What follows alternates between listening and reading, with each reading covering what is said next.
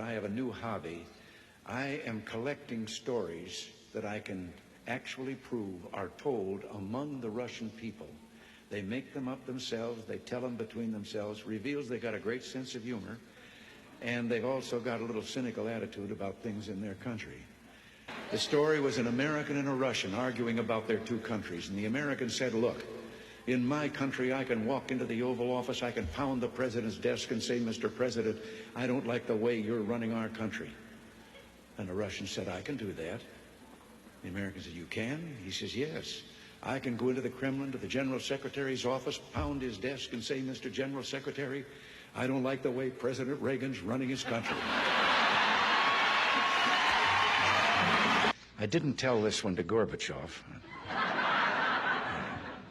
You know, there's a 10-year delay in the Soviet Union of delivery of an automobile.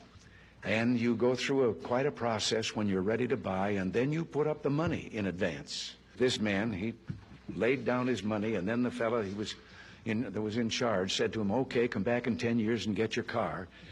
And he said, morning or afternoon?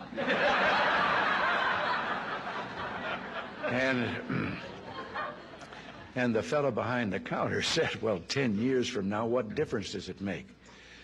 And he said, well, the plumber's coming in the morning. Less than one family out of 7 in the Soviet Union owns an automobile. Most of the automobiles are driven by the bureaucrats. So an order went out one day to the police that anyone caught speeding, anyone, no matter who, gets a ticket. Well, Gorbachev came out of his country home, his dacha. He was late getting to the Kremlin. There was his limousine and driver waiting.